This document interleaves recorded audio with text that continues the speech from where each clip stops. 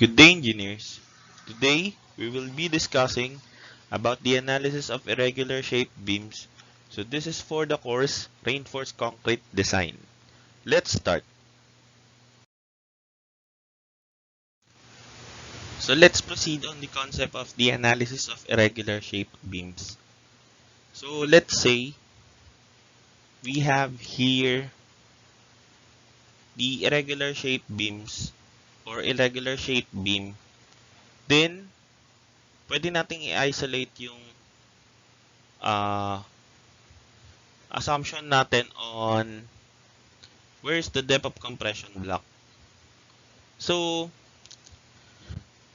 ang procedure dito, pwede kang mag-assume, pwede rin natin kunin through the equilibrium equation. Kasi, ang irregular shape beam is parang analysis ng T-beam because we take a T-beam as an irregular shape. So, yung next diagram, which is ito, is the stress diagram. Still, a stress diagram or same stress diagram as a rectangular singly reinforced beam. So this will be stress diagram. Still, we take the stress on the extreme compression fiber as 0.85 of the F prime C. Then this will be, or this area is still the area of the compression or still C. So from that equilibrium equation, we take C is equal to T. So that will be 0.85 F prime C AC is equal to AS FY. So that will be an area of the compression block equal to AS FY divided by 0.85 of F prime C. So, meron na tayong area ng compression block. So, paano natin ngayon malalaman if A is greater than or A is this one or A is lesser than this one? So, let's say this will be x sub 1. Ito si x sub 2. Ito yung x sub 3. Then, this one is a value y sub 1. So, there are tendencies that A is lesser than the y sub 1 and there are tendencies that A is greater than y sub 1. So, para mas mabilis nating malaman kung ano yung case, kailangan nating kunin yung area nung hanggang dun sa y sub 1. So, kunin natin tong area na to and kunin natin tong area na to. Which is just, let's say that is area of y sub 1 that is equal to, that is just a rectangle x sub 1, y sub 1 plus a triangle 1/2 x sub 3 times y sub 1. So that will just be the area of y sub 1. Now there are tendencies that AC is greater than area ng y sub 1. Therefore, we can say that A is greater than y sub 1 kasi mas malaki yung area ng compression block kesa dun sa area na may butas or yung area na kinuha natin. Ibig sabihin, lalagpas si A dun sa y sub 1. But if AC is lesser than or equal to area y sub 1, so that means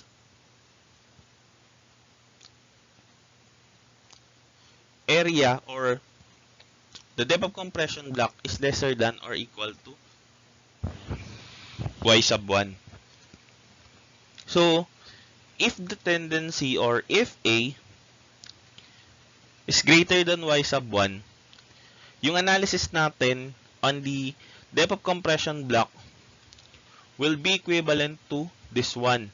So, ibig sabihin, pwede natin kunin yung mas malaki or kunin natin yung rectangle, i-minus natin tong butas na to which is a trapezoid. So, to get that one, that will be x sub 1 plus x sub 2 plus x sub 3 times y sub 1 or times A pala kasi buong rectangle minus yung trapezoid, which is yung unang base sa ilalim, that is x sub 2, plus yung base sa taas is x sub 2 plus x sub 3 divided by 2 times y sub 1. Yan ngayon yung area ng concrete natin or compression block. Whereas makukuha natin si A kapag ito is inequate natin dito. Then, para makuha si C, that will just be A over beta 1. So, ngayon, ang condition naman next will be, what if A is lesser than y sub 1 or equal to y sub 1? So, that means si A halos nandito lang siya sa may butas. So, what if that is the case? So, ang tendency, magkakaroon tayo ng linya dito. Then, mula dito hanggang dito, that will be y sub 1 minus A. So, kakailanganin natin ng ratio and proportion para makuha natin, let's say, we tag this one as x sub 4.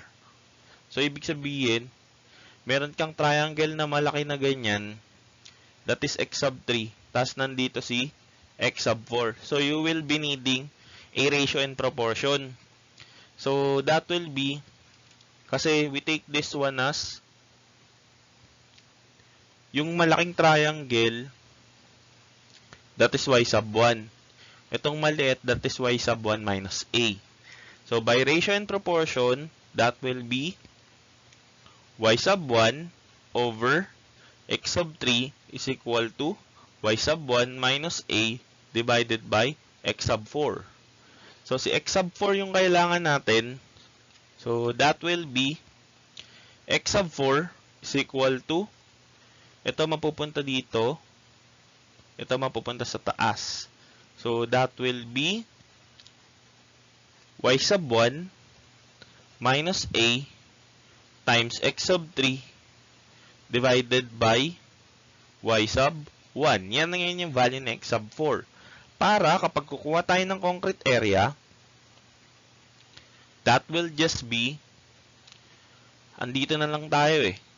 So, buong rectangle na to, which is same, that is x sub 1 plus x sub 2 plus x sub 3 times the value A minus yung trapezoid, which will be a value.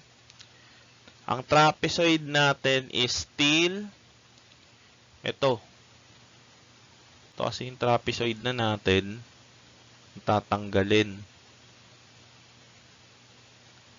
So, that is a value x sub 2 plus x sub 4 plus x sub 2 plus x sub 3 over 2 times yung height, which is A. Still, ganun yung gagawin natin. Kasi yun yung procedure for the compression block. So, after makuha yung A, kasi itong x sub 4 substitute natin dito, then kunin si A, yung equation natin magiging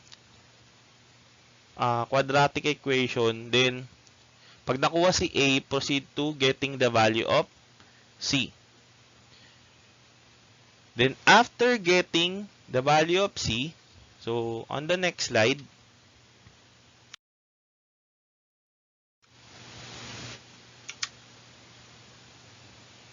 after we get the value of C, so, yung mga nakuha natin kanina is theoretical values lang. So, if we want to prove if that are true values, so, kakailangan natin itong strain diagram. Same procedure, we will get Fs and Fs. So, that is Fs is equal to 600 times D minus C over C. Wherein D is the effective depth and C yung theoretical values na nakuha natin from the analysis.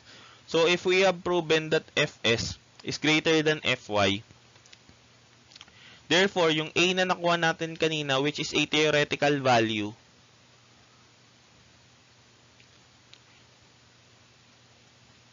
is equal now to the A actual value. Then, C theoretical will now be equal to C actual value. But if same procedure, kapag ang Fs is lesser than Fy, kukunin natin tong value na to, then isa-substitute natin dun sa original equation na ASFy kanina, magiging ASFs lang yan. Which is, yung Fs natin dun is ito. So, ibig sabihin na magiging equation kanina is AS 600 times D minus C over C is equal to yung kung alin man yung AC na makuha natin. It's either yung AC na ganito or yung AC na hanggang dito lang sa or mas lesser sa y sub 1 kanina. So, yun yung tendencies for the analysis of the irregular shape beams. So, kapag na-prove na ulit natin to, kung alin sa kanila yung mag-govern, so hanapin pa rin natin, same procedure, hanapin natin si FST, then pagkahanap ni FST or ni net tensile strain which is E sub T, kukunin natin si reduction factor. After getting the reduction factor, para makuha natin yung moment, syempre kailangan natin ng moment arm. Ang moment arm nito, hindi napapatak as, kasi nasanay tayo sa D minus A over 2. Hindi na yan yung moment arm natin. Ang gagamitin natin is A value D minus Y bar. Kasi ang kukunin nating Y bar, netong figure na to will be coming from the top. So, that is, kukuha muna tayo ng Y bar through Barignon's theorem. Then, yun kasi yung naka-minus dito. Remember, this from this is D. So, kaya yung moment arm niya is D minus Y bar. So, from Barignon's pa rin. So, AY bar syempre is equal to area 1, Y1 plus area 2, Y2. Lagi lang natin kukunin si Y bar from the top or the extreme compression fiber. Then, proceed to getting the value of Mn. So, pwede na natin kunin si Mn galing sa ilalim. Kasi mas mahirap kung kukunin natin si C. Kasi mag-area ka pa eh. So, kunin na lang natin dun sa AS part. Which is AS, it's either Fs or Fy. So, times D minus Y bar. Then, the value Mu now is equal to phi Mn. So, dun lang iikot yung analysis ng irregular shape beams. Same procedure on the non-rectangular. Ang pinagkaiba lang is kailangan natin kumuha ng area of compression block. So, let's proceed with the first sample problem. So, from the figure shown, if the compressive strength of concrete is 21 megapascal and the yield strength of the steels are 414 megapascal, determine the following. First, the area of the compression block, and B, the actual steel stress, then C is the ultimate moment capacity of the beam. So, the beam is this one. So, meron siyang 150 or butas siya ng trapezoid having a base of 150 and 100 and a height of 200. Tas yung whole beam is 350 by 550 reinforced with 3 diameter 25 mm as tension bars at the bottom. Then, yung distance from the extreme tension fiber to the centroid of the reinforcement is 72.5.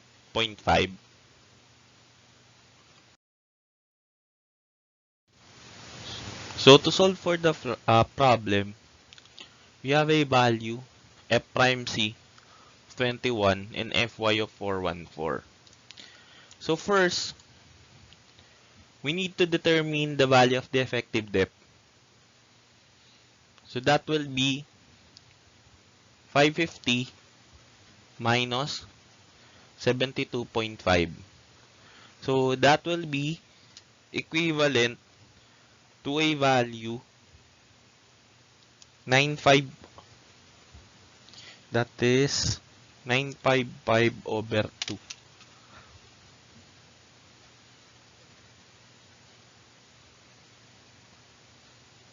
So that will be the effective depth. Now we should determine if the value of A is within the hole or the value of A will exceed 200. So let's first determine from equilibrium equation what is the value of the depth of compression or the area of compression block. So that will be 0.85 F prime C AC is equal to AS FY. So that will be AC is equal to AS FY over 0.85 of F prime C. So for the AS, that will be equivalent to 3 times pi over 4 times 25 squared. So AS now is equal to, so that is 1875 over 4 pi.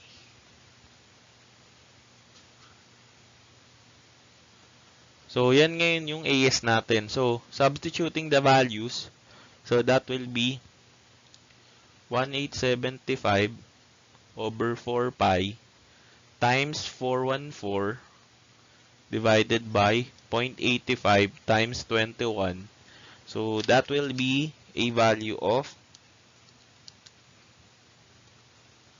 times 414 divided by 0.85 times 21. So that is a value 35,000 or 34,154.9201. That is in mm squared. Ngayon, kailangan natin i-determine if this area of compression block will exceed this area. So, kakailanganin natin yung area nito. So, let's take this as area 1.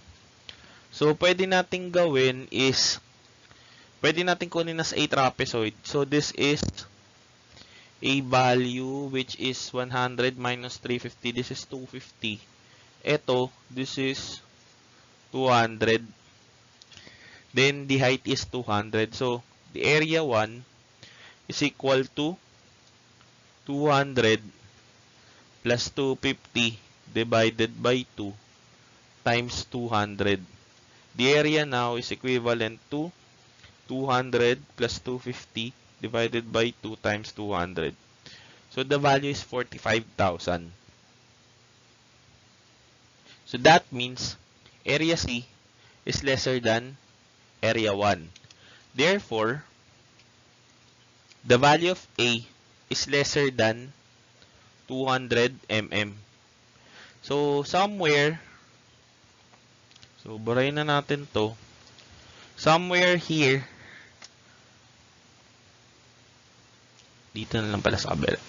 So, somewhere here, andyan si A.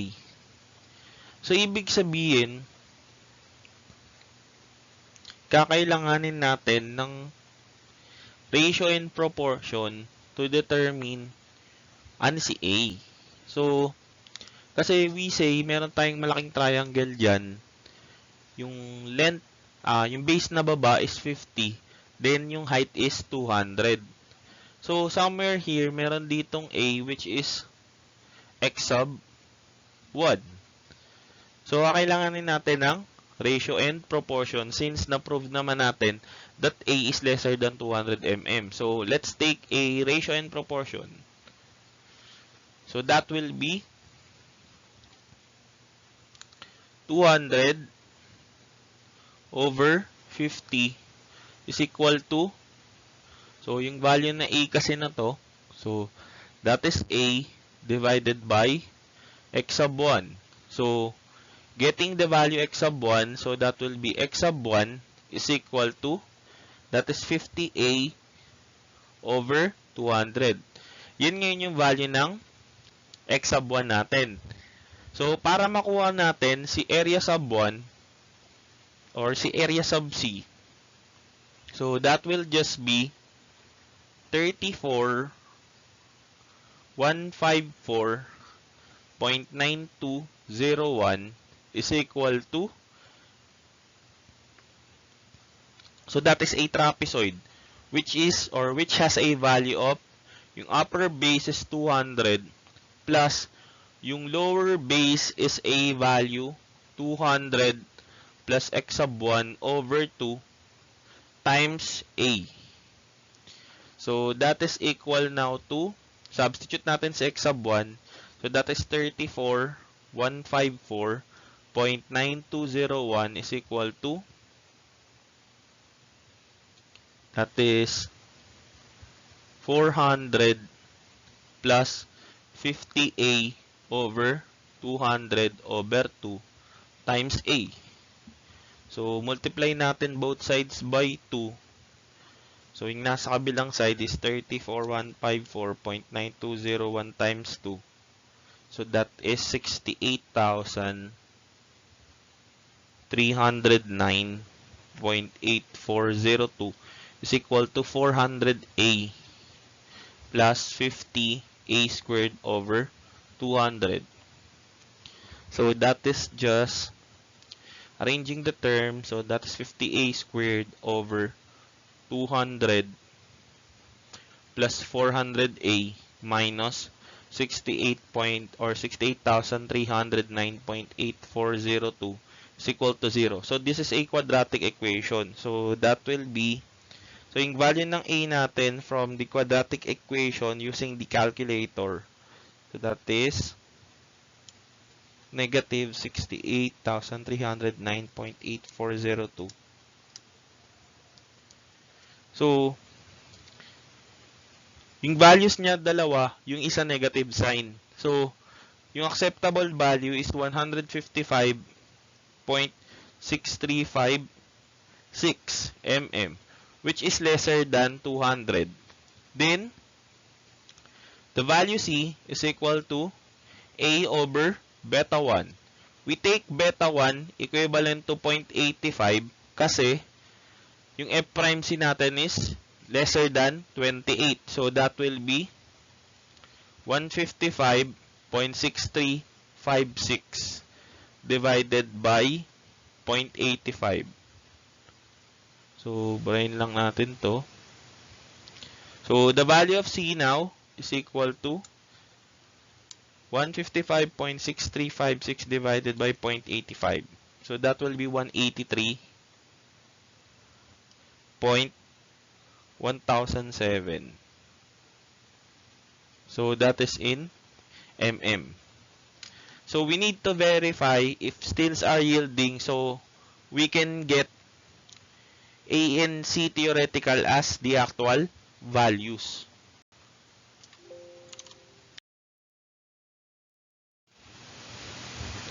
So, coming from the previous analysis, so we now verify if the steels are yielding. So, we can use Fs is equal to 600 times D minus C. That is D minus C over C. So, that will be 600 times the value 955 over 2 minus the C theoretical 183.1007 divided by 183.1007. So, Fs now will just be equivalent to a value 600 times 955 over 2 minus 183.1007 divided by 183.1007.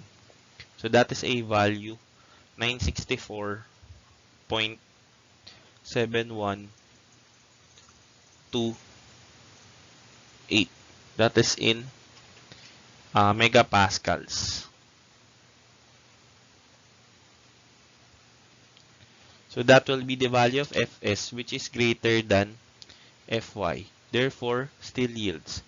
Therefore, this is the value of the actual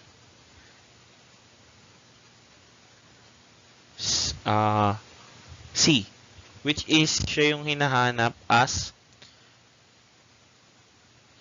or siya yung hinahanap natin na actual value. So, para makuha na natin yung AC niyan, so, pwede na natin kunin ulit as 34,000.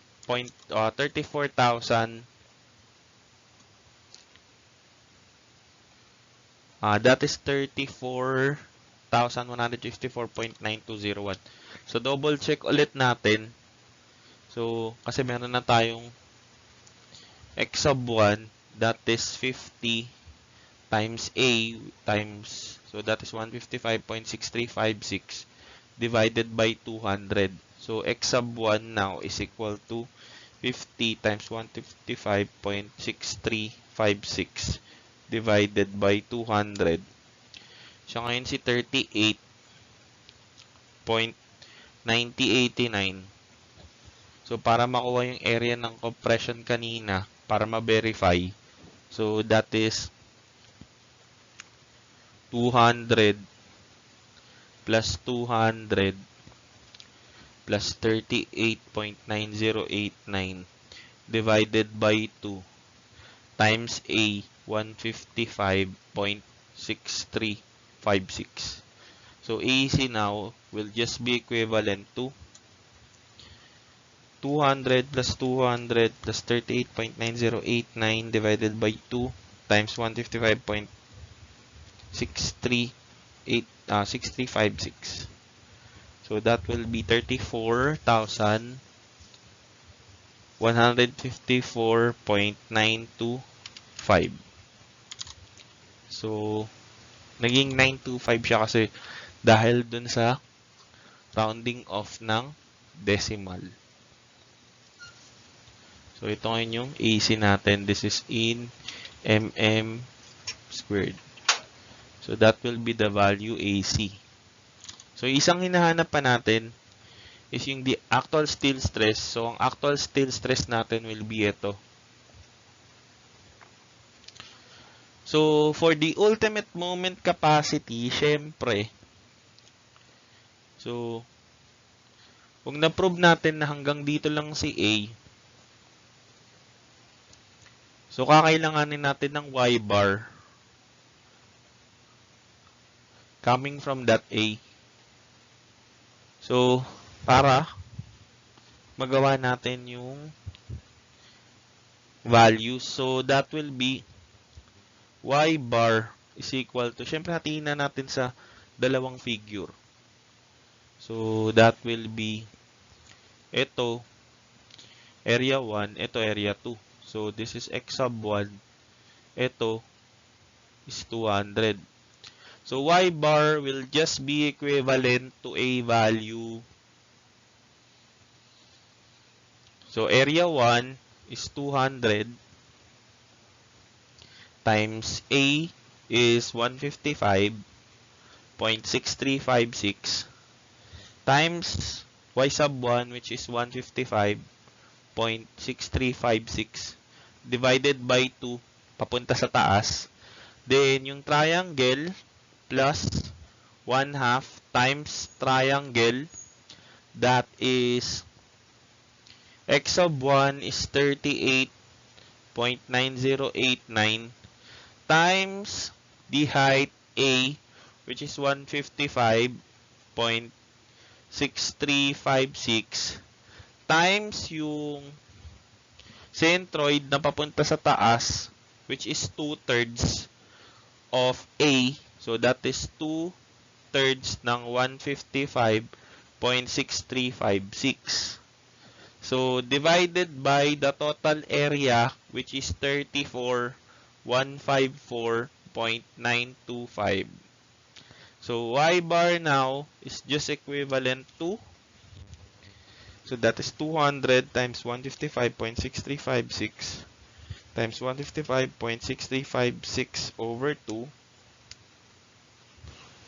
plus 1 half times 38.9089 times 155.6356 times 2/3 of 155.6356 divided by 34,154.925. So that will be a value of y bar which is 80.1173. So that will be the y bar. So makakapag-proceed na tayo in getting the MN. Pero bago yun, check muna natin yung net tensile strain. So the net tensile strain is equal to 0.003 times 955 over 2 minus 183.1007 divided by 183.1007. So the net tensile strain is equal to 0.003 times 955 over 2 minus 183.1007 divided by 183.1007. So that is a value 0.004824.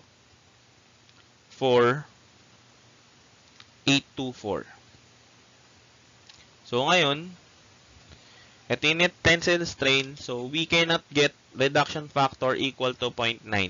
We are on the transition zone. So we need to calculate a value of the reduction factor using the graph on our next slide.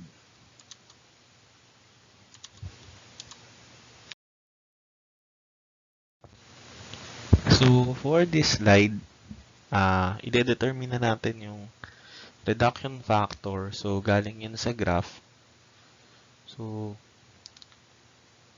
ito yung graph natin. So we have phi na first is 0.65, then 0.9.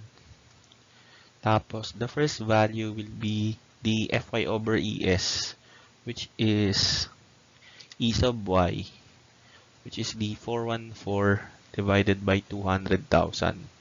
So E sub y is, that is 414 divided by 200,000, that is 0.00207. Then, nandito si 0.005, then a value 0.004. So, kapag 0.65 yung reduction factor niya, hanggang E sub y lang siya, pero pag 0.9, that is greater than 0.005. So, eto din. Yan. So, pag pinagdugtong natin itong dalawa, will create a line. So, meaning, magpa-fall tayo within this part since 0.004824. So, we are on the transition zone for the reduction factor. So,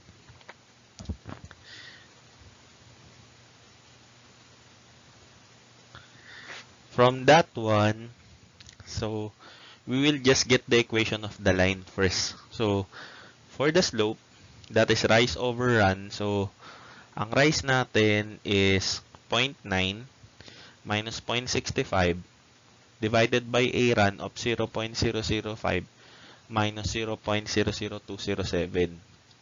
So, the slope now will be 0.9 minus 0.65 over 0.005 minus 0.0207.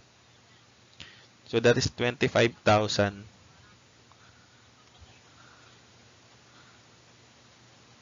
over 293. So, that is the slope. Ngayon, kailangan natin si y-intercept. So, we substitute y as 0.9 and x as 0.005 kasi sila yung coordinates na parehas or silang dalawa yung coordinates nitong point dito. So, that will be y is equal to mx plus b. So, b is just equal to y minus mx. So, substituting b is equal to, ang y natin is 0.9 minus 25,000 divided by 293 times an x of 0.005. So, our y-intercept now will just be 0.9 minus 25,000 divided by 293 times 0.005. So, our y-intercept is 1387 over 2930. So, that is our y-intercept. Therefore, our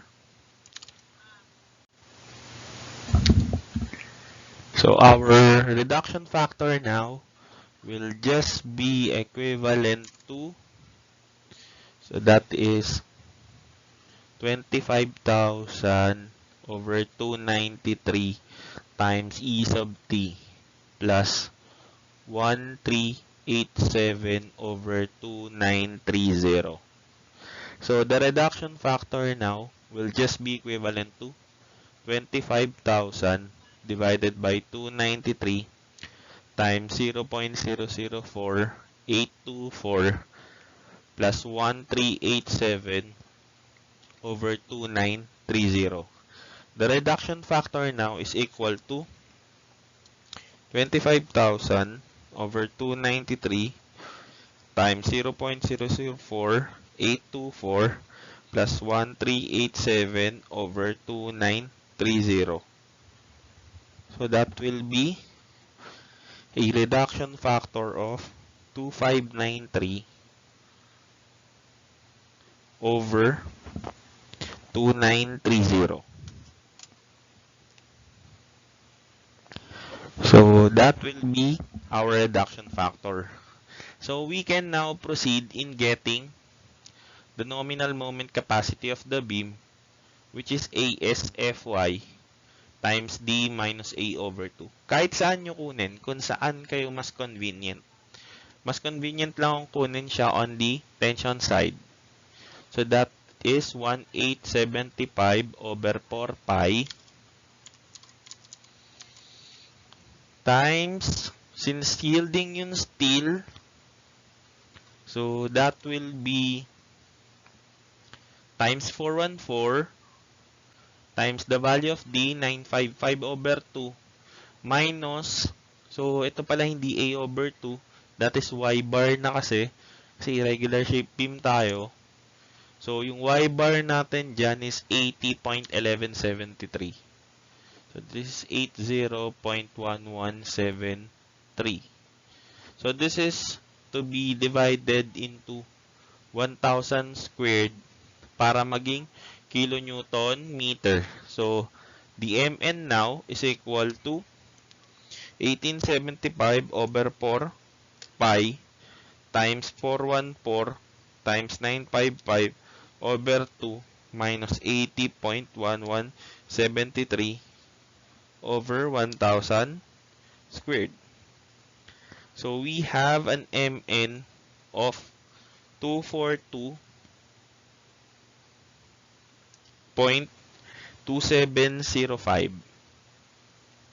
So that is in kilonewton meter. So that will be the nominal moment. Then the ultimate moment capacity now will just be equal to 2593 over 2930 times 242.2705. So the MU now will be equivalent to 2593 over 2930 times 242.2705. So that is 214.4053. So that is in kilonewton meter. Ito ngayon yung ating final answer.